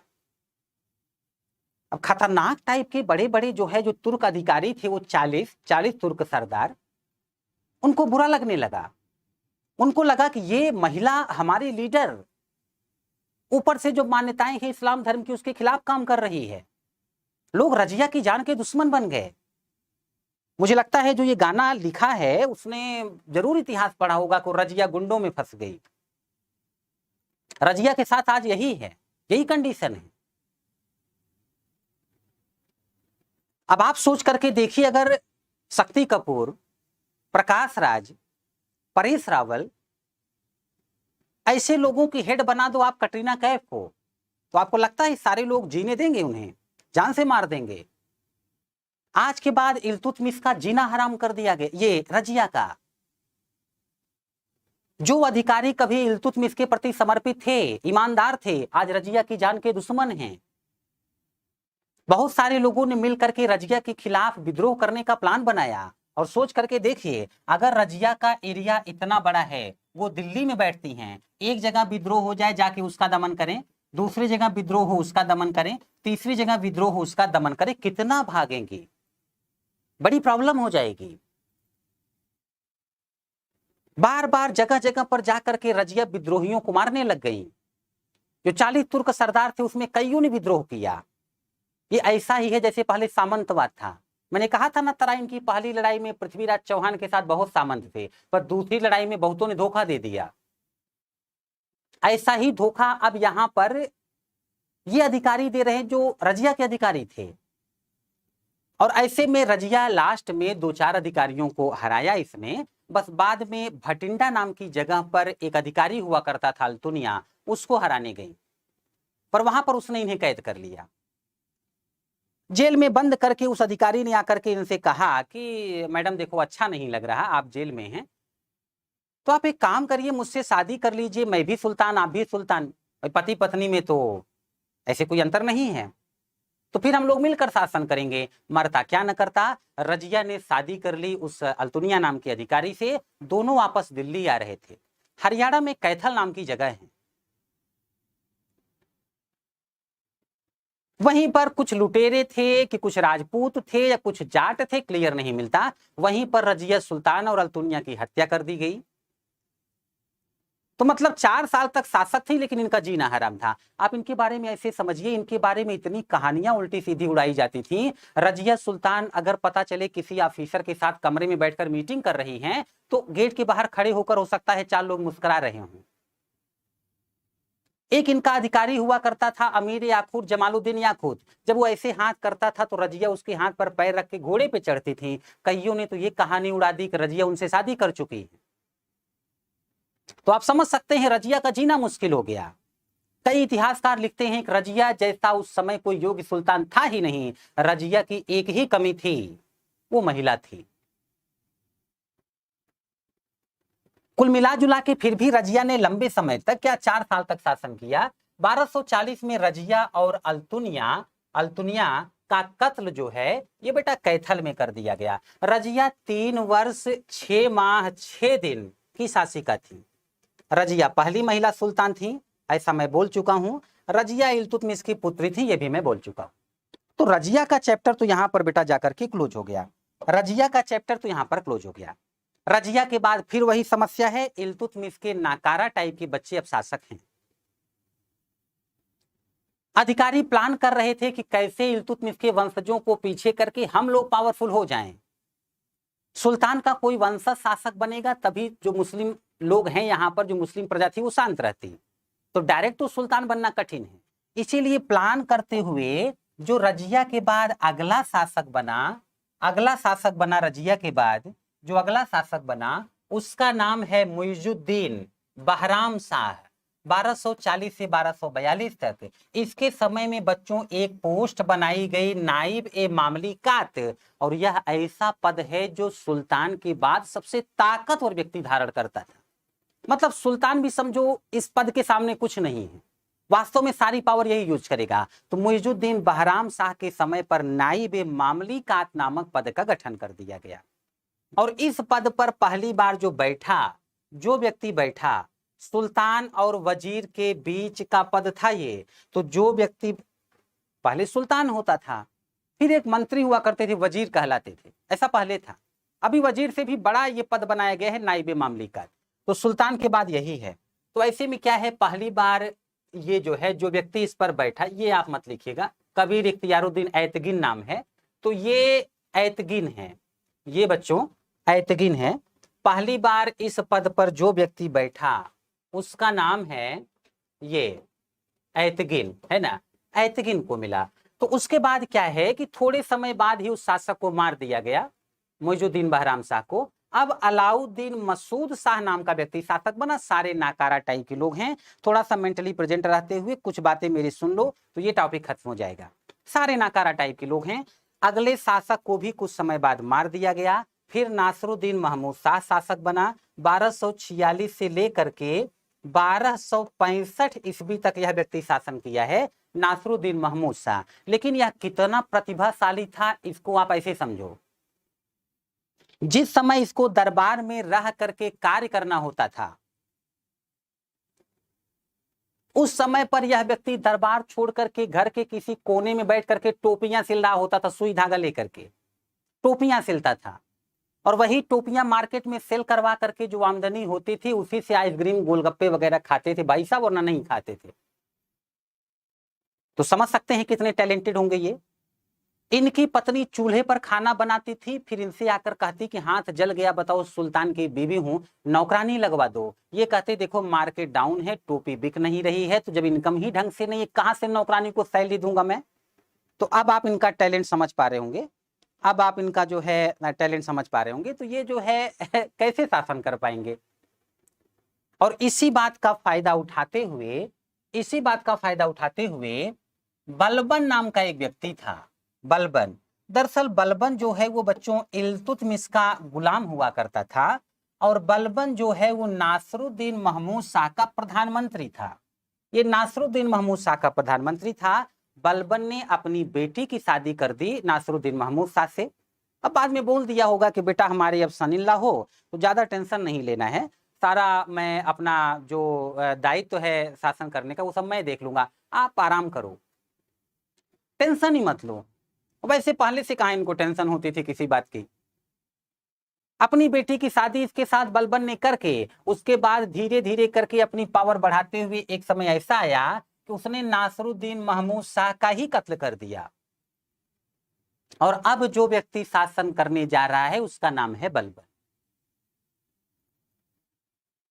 लेकिन तलवार के बल पर ही भारत में शासन कर रहे थे अभी ये लोग।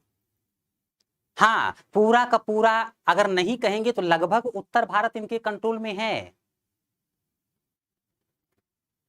सबसे पहला मुस्लिम आक्रमणकारी भारत में घुसा मोहम्मद बिन कासिम, फिर महमूद गजनवी, फिर मोहम्मद गोरी। कासिम से ज्यादा ताकतवर गजनवी, गजनवी से ज्यादा ताकतवर गोरी। भारत में शासन किए सल्तनत काल में जो लोग, उसमें पहला है कुतुबी वंश, पावरफुल था। उससे भी पावरफुल शमसी वंश, इल्तुतमिश उसके बच्चों का वंश पावरफुल था। और अब जो शासन करेगा बलबन यानी बलबनी वंश और भी शक्तिशाली है। और आज के बाद बलबन शासन करने के लिए तलवार उठा करके ऐसी मार काट मचा करके लोगों के बीच में दहशत पैदा करेगा कि इस व्यक्ति की जो पॉलिसी थी उसे ब्लड एंड आयरन की पॉलिसी कही जाती थी, रक्त और लौह, रक्त और लौह, सीधा खून खराबे की बात करता। आज के बाद उत्तर भारत में यह व्यक्ति और कंट्रोल बढ़ाने वाला है। धीरे धीरे करके मुस्लिम शासक उत्तर भारत पर अपनी पकड़ बनाते जा रहे हैं। और साउथ इंडिया में अभी बड़े ताकतवर लोग थे लेकिन वो सो रहे, उनको लगता था हमें क्या टेंशन है। भारत के शासक अभी इकट्ठा नहीं हो रहे, लेकिन उनको इतिहास नहीं पता था।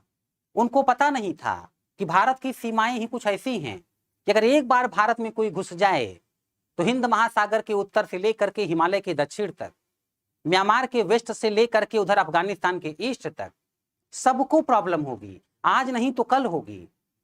ये भारत देश है। आज एक राज्य को प्रॉब्लम हुई है तो कल को दूसरे राज्य को होगी। यदि इतना उस समय के लोग समझ गए होते तो प्रॉब्लम नहीं बढ़ती। आज देखो उत्तर भारत की प्रॉब्लम बढ़ रही है, साउथ इंडिया वाले शांत हैं, लेकिन ऐसा नहीं साउथ में प्रॉब्लम नहीं होगी।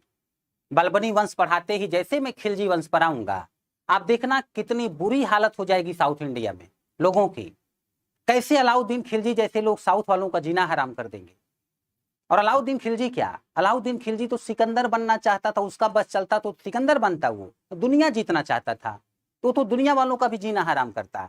क्या होगा क्या नहीं होगा ये मैं बताऊंगा। बस इतना कहना चाहता हूं कि कॉन्सेप्ट को समझते हुए, मैप पर फोकस करते हुए फिर मेरी बात को समझने का प्रयास करना। एक बार देख लो आप, एक बार देख लो आप, यहाँ पर अफगानिस्तान से बढ़ते हुए पाकिस्तान, पाकिस्तान से इधर फिर उत्तर भारत में घुसो। आज उत्तर भारत में मुस्लिम शासक अपना कंट्रोल बढ़ाते चले जा रहे हैं। एक बार उत्तर भारत में कंट्रोल हो गया, थोड़ा स्थायित्व आ गया, तो फिर इनका टारगेट हो जाएगा दक्षिण भारत। अच्छा, मॉडर्न हिस्ट्री में आपने इसका थोड़ा सा उल्टा पढ़ा होगा बच्चों। यूरोपियन क्या था, जब शुरुआत में आए थे तो साउथ इंडिया पर फोकस करते थे, पर धीरे धीरे जब उनको भारत गुलाम बनाना हुआ तब साउथ से वो नॉर्थ की तरफ गए। और उसके बाद देखिए बक्सर की लड़ाई में बंगाल, अवध और दिल्ली के शासक को हराया गया, धीरे धीरे पूरा भारत गुलाम बना लिया गया। तो तब पहले साउथ में प्रॉब्लम थी, फिर नॉर्थ में हुई। अभी देखो नॉर्थ में प्रॉब्लम है, फिर साउथ में होगी, कुल मिला जुला के पूरे भारत में होगी। ये पूरे भारत में प्रॉब्लम होगी। जरा सा कॉन्सेप्ट से आप लोग समझते हैं तो आप लोगों को जो है, आप लोगों के लिए समझना बच्चों आसान हो जाता है। अब मुझे बताएं, यहां तक कोई कंफ्यूजन, यहां तक कोई कंफ्यूजन? कुछ कंफ्यूजन हो तो कमेंट कर सकते हैं।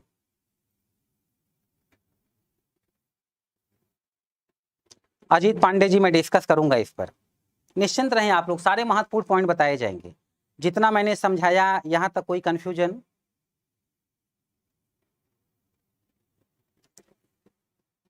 अच्छा बेटा, एक बात और आप लोग बता दो, क्या इतिहास समझना आप लोगों के लिए कठिन तो नहीं लग रहा है? आप लोग को कठिन तो नहीं लग रहा? अगर लगे तो मुझको बता देना, मैं और इजी बताऊंगा। यकीन मानो मैं इतिहास को इतना सरल करके बता सकता हूं कि हंसते हंसते आपका सिलेबस समाप्त हो जाएगा। लेकिन क्या है कि आप लोग यूपीएससी स्टेट पीसीएस के कॉम्पिटिटर हैं, तो थोड़ी मेहनत करके गंभीरता के साथ हर टॉपिक को समझना पड़ेगा, इसलिए मैं बैलेंस बना के चल रहा हूँ। फिर भी यदि आपको समझ में ही नहीं आया ढंग से, तो ये कोई संत जी का प्रवचन थोड़ी नहीं है कि प्रवचन समाप्त होने के बाद पूरी भी मिलेगा और प्रसाद भी। अगर आप नहीं समझ पाए तो आपकी भी मेहनत बेकार और मेरी भी। तो मुझसे तुरंत बता देना, मैं आपको और आसान करके चीजों को समझा दूंगा, पर समझ में आपको आना चाहिए। मुझे मेहनत जितनी भी करनी पड़े मैं करूंगा और आपसे भी मेहनत करवाऊंगा। किसी को समझना यदि कठिन जरा सा भी लग रहा हो, मुझे बता देना बेटा, मैं और आसान कर दूं इसे। सारे लोग लिख रहे हैं नहीं सर ऐसा नहीं है। पवन जी लिख रहे हैं सर थोड़ा सा स्लो पढ़ाइए। अच्छा ठीक है, मैं और स्लो कर दूंगा, ठीक है कोई बात नहीं, जैसे आप लोग को समझ में आए वही किया जाएगा। दरअसल क्या होता है बेटा, कई बार आप बाइक 40 की स्पीड में चलाएं तो आपका ध्यान इधर उधर हर तरफ होता है, क्योंकि आपको पता है गाड़ी बहुत धीमी चल रही है। लेकिन आप बाइक की स्पीड बढ़ा दें तो आपका कंसंट्रेशन बढ़ जाता है, कहीं जरा सा आगे अगर थोड़ा सा समस्या हो गई तो गाड़ी गिर जाएगी, उलट जाएगी, एक्सीडेंट हो जाएगा। तो मैं थोड़ा सा फास्ट अपने लिए नहीं चलता, आप लोगों का कंसंट्रेशन बना रहे। आप लोग इतने प्रतिभाशाली हैं, मैं थोड़ा सा स्लो पढ़ाने लग जाऊं तो फिर 2-3 काम करने लग जाएगा, मुझे पता है। जब मैं पढ़ाता हूं तो मैं चाहता हूं आप सिर्फ मुझे सुने, इसलिए मैं ऐसा पढ़ाता हूं कि आपको मुझे सुनना ही पड़ जाता है। अब बाकी आप लोग एक बार लेक्चर को फिर दोबारा सुना करिए, रिवाइज किया करिए, आप लोग और क्लियर समझ जाएंगे। मैं तो थोड़ा सा स्लो कर ही दूंगा। एक बच्चे ने लिखा है सर बलबन कौन था? बलबन इल्तुतमिश का गुलाम था। नेक्स्ट लेक्चर मेरा बलबन पर होगा तो आप लोग अच्छे से समझ जाएंगे। ब्रजेश जी लिख रहे हैं स्पीड तो सही, मुझे भी पता है सही है, बट ठीक है मैं जानता हूँ। ठीक है, थोड़ा सा जो चीजें नहीं समझ में उसको और आसानी समझा दूंगा मैं। सीमा जी लिख रही हैं सर आपसे आप अच्छा पढ़ा देते हैं, सब समझ में आ जाता है, थैंक यू। बलबन ने एकता प्रणाली को बंद किया था। बेटा नेक्स्ट क्लास में बात करूंगा, अभी नहीं। जब बलबन पढ़ाऊंगा तब पूछना ही नहीं पड़ेगा। मैं एक बार जो टॉपिक पढ़ाऊं ध्यान से सुन लो, कंफ्यूजन होगी ही नहीं। पहली बार इतना अच्छा लग रहा है इतिहास पढ़ने में। Kabir GS research centre motivational, thank you, बड़ा अच्छा टाइटल रखा है आपने। इसीलिए तो मेहनत की जाती है कि आप लोग आसानी से सब कुछ समझ पाएं। चलिए पीडीएफ मिलेगा? नहीं बेटा पीडीएफ नहीं, आप लोग को नोट करना पड़ेगा। नोट करने से मत बचिए, शॉर्टकट मत ढूंढिए, सुनिए फिर नोट करिए फिर रिवाइज करिए, तभी जा करके कॉन्सेप्ट क्लियर करते हुए कमांड होगी अपने सिलेबस पर आपकी।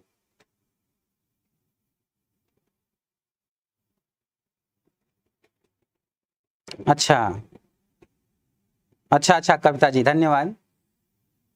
तो यहाँ पर क्या है, बहुत तेजी से आप लोग के कमेंट आ रहे हैं। एक बच्चे ने लिखा है सर नासरुद्दीन महमूद शाह के बारे में बताएं। देखो ये इल्तुतमिश के वंशज थे। इल्तुतमिश के बाद रुकनुद्दीन फिरोज शाह, फिर रजिया, फिर मुइजुद्दीन बहराम शाह, फिर अलाउद्दीन मसूद शाह, फिर नासरुद्दीन महमूद शाह। नासरुद्दीन महमूद शाह टोपियां सिल करके अपना जीवन यापन किया करता था। उसका प्रधानमंत्री बलबन था। नासरुद्दीन महमूद जो है वो शमसी वंश का अंतिम सुल्तान था या अंतिम शासक था। ऐसे ही कुछ छोटे मोटे पॉइंट इनके बारे में पूछे जाते हैं, इससे ज्यादा नहीं। रोज क्लास मेरी अभय कुमार जी 1:30 PM पर चलती है, 1:30 बजे से चलती है। प्रीति जी लिख रहे हैं अवेशम lecture, thank you. Priya ji लिख रही हैं सर आप बहुत अच्छा इतिहास समझाते हैं, थैंक यू। प्रयास यही होता है कि आप लोग बहुत अच्छे से समझें। देखिए मैं जब इतिहास पढ़ाता हूं तो मेरा 3 उद्देश्य होता है। एक तो होता है इतिहास पढ़ाना, दूसरा ये होता है इतिहास में इंटरेस्ट पैदा कराना। देखो क्योंकि ये मेरा अपना सब्जेक्ट है, मैं इस सब्जेक्ट का टीचर हूं। अब अगर कोई ये कहे कि इतिहास मुझे नहीं पसंद है, इतिहास बोरिंग है, इतिहास में सारा फैक्ट है, तो अगर मेरे सामने बोले तो मुझे बड़ा कष्ट होता है इस बात का। कोई भी अपने सामान को बुरा सुनना पसंद नहीं करता। तो ये मेरा सब्जेक्ट है, मैं इसका टीचर हूं। मैं चाहता हूं कि जो मुझसे पढ़े या इतिहास पढ़े उसको इतना इंटरेस्टिंग सब्जेक्ट ये लगे, कम से कम ऐसा ना बोल पाए। और वैसे भी अगर किसी सब्जेक्ट को पढ़ते हुए आपका इंटरेस्ट उसमें जग जाए, उस सब्जेक्ट पढ़ना समझना बहुत आसान होता है। तो इसलिए मैं इस सब्जेक्ट को आपके लिए इंटरेस्टिंग बना देता हूं, ये मेरा दूसरा उद्देश्य होता है। तीसरा ये होता है इतिहास में जो गलतियां हुई हैं उस पर भी आपका ध्यान जाए, जिससे वो गलतियां वर्तमान में हम लोगों के द्वारा ना दोहराई जाएं और भारत देश का भविष्य उज्जवल हो, क्योंकि वो हम लोगों के द्वारा ही हो सकता है। तो ये मेरा तीसरा टारगेट होता है। 3 उद्देश्य को सामने रख करके मैं आपको पढ़ाता हूं। और आप लोग भी मेहनती बच्चे हैं तो जाहिर सी बात है कि सारी बात समझ जाते हैं, बहुत आसानी से समझ जाते हैं। और कोई कंफ्यूजन, और कुछ पूछना चाहते हैं आप लोग? चलिए मैं कुछ पूछता हूं, आप लोग मुझे ये बताएं, दिल्ली सल्तनत का वास्तविक संस्थापक कौन था? दिल्ली सल्तनत का वास्तविक संस्थापक कौन था? एक प्रश्न है, दिल्ली सल्तनत का वास्तविक संस्थापक कौन था? मैं सिर्फ आपके सामने 2 ऑप्शन रख रहा हूं, ऐबक और इल्तुतमिश। दिल्ली सल्तनत का वास्तविक संस्थापक कौन था? बताएं। बहुत बढ़िया, बड़े फास्ट हैं आप लोग। अच्छा देखो, ये बात तो मैंने आपको समझाई थी, कुछ क्वेश्चन डायरेक्टली ना करके इनडायरेक्टली आते हैं। जैसे कि यदि आपसे प्रश्न किया जाए कि बताइए तराइन में आप लोगों से पूछा जाए, बताएं तराइन में कुल कितनी लड़ाई हुई थी? तराइन में कुल कितनी लड़ाई हुई थी? तो क्या कहेंगे? 1 2 3 4। ये क्वेश्चन इनडायरेक्टली है, तराइन में कुल कितनी लड़ाइयां हुई थी? एक बच्चे ने लिखा 2, कुछ लोग और लिख रहे हैं 2। मतलब आप मेरे लेक्चर में कंटिन्यू नहीं थे, आप मुझे ध्यान से नहीं सुन रहे थे। बच्चे, तराइन में कुल 3 लड़ाई हुई थी। तराइन की पहली और दूसरी लड़ाई पृथ्वीराज चौहान और गोरी के बीच, और तीसरी लड़ाई इल्तुतमिश और वो अफगानिस्तान के एल्दीज के बीच, 3 लड़ाई हुई थी। इस तरह के प्रश्न भी आप लोगों से पूछे जाते हैं, तो चलिए आप लोग समझ गए, ज्यादातर लोग सही उत्तर दे रहे हैं। हाँ, कुछ लोग लिख रहे हैं 1215 ईस्वी में, बहुत बढ़िया। तो बेटा देखो क्या है कि आप लोगों ने मॉडर्न हिस्ट्री पढ़ा होगा। मॉडर्न हिस्ट्री में कॉन्सेप्ट ज्यादा है, फैक्ट कम है अपेक्षाकृत मेडिवल हिस्ट्री के। मेडिवल हिस्ट्री में फैक्ट बहुत है, कॉन्सेप्ट कम है। तो मैं आपको मेडिवल हिस्ट्री पढ़ा रहा हूं, तो इसका ये तरीका है कॉन्सेप्ट पर ध्यान रखते हुए ज्यादा से ज्यादा फैक्ट को पढ़ना और याद करना। तो मैंने बोला कि मैं अपने मन से, अपने हिसाब से इतिहास नहीं पढ़ाता, आपके मन के हिसाब से नहीं पढ़ा सकता। कमीशन की डिमांड के हिसाब से मुझे पढ़ाना है, आपको पढ़ना है, और यही डिमांड है। बट हर पॉइंट आप समझेंगे तभी आगे बढ़ेंगे। तो चलिए आज की क्लास में यहीं तक बच्चे, आप लोग इसे लिख लीजिएगा। हाँ बिल्कुल, नोट्स बहुत है, बस प्रीवियस ईयर सॉल्व करते रहिए घटना चक्र का। तो आज की क्लास में यहीं तक।